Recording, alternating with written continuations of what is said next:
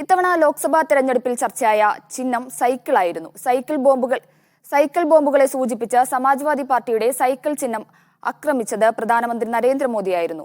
ഉത്തർപ്രദേശിൽ വ്യാപക സൈക്കിൾ പ്രചാരണം നടത്തിയാണ് SP മറുപടി നൽകിയത്. സൈക്കിൾ ചിഹ്നം തെരഞ്ഞെടുപ്പിൽ ആഘോഷമാക്കുന്ന തിരക്കിലാണ് സമാജ്വാദി പാർട്ടി പ്രവർത്തകർ. സൈക്കിളിലെത്തുന്നത് സ്വന്തം ശരീരത്തിനും രാജ്യത്തിന്റെ ആരോഗ്യത്തിനും മികച്ചത് എന്നാണ് അഖിലേഷ് യാദവിന്റെ വാദം. ഈ തെരഞ്ഞെടുപ്പ് പ്രചാരണത്തിനിടയിൽ സൈക്കിൾ ചിഹ്നത്തെ മോദി ആക്രമിച്ചതോടെയാണ് ആഘോഷമാക്കാൻ ഇവർ തീരുമാനിച്ചത്. ലക്നൌയ്ക്ക് അടുത്ത ഹർദോയിൽ നടത്തിയ തെരഞ്ഞെടുപ്പ് പ്രസംഗത്തിലാണ് സമാജ്വാദി ചിഹ്നത്തെ പഞ്ചറാക്കാൻ മോദി ശ്രമിച്ചത്.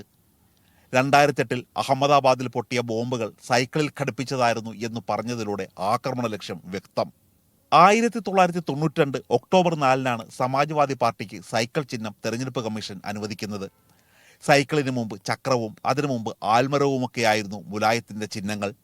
93 നിയമസഭാ തെരഞ്ഞെടുപ്പിൽ 109 സീറ്റ് നേടി മുലായം സിംഗ് യാദവ് രണ്ടാമതും UPയുടെ മുഖ്യമന്ത്രിയായതോടെ സൈക്കിൾ SP-ക്ക് ഭാഗ്യചിഹ്നമായി. साइकिल की है सर, सन 92 में जो हमारे नेताजी ने पार्टी का गठन किया तो सिंबल साइकिल ही रखा.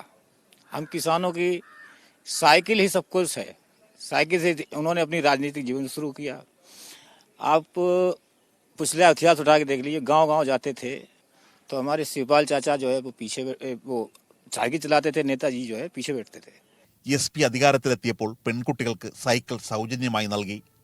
കൈപ്പത്തി ചിഹ്നവുമായി കൂട്ടിക്കെട്ടിയ സൈക്കിൾ ചിഹ്ന പതാകകളാണ് UPയിലെവിടെയും.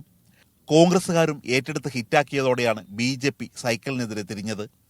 കൈപ്പത്തിയിൽ മുറുകെ പിടിക്കുന്ന സൈക്കിൾ ഉരുണ്ടു തുടങ്ങുന്നത് ഡൽഹിയിലേക്കാണെന്ന ഭയവും BJPയെ ബാധിച്ചിട്ടുണ്ട്.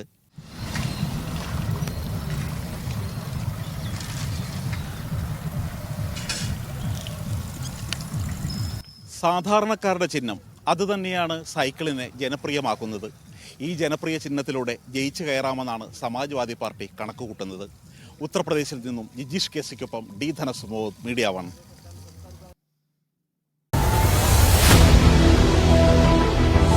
എണ്ണിപ്പറയും ഓരോ വോട്ടും.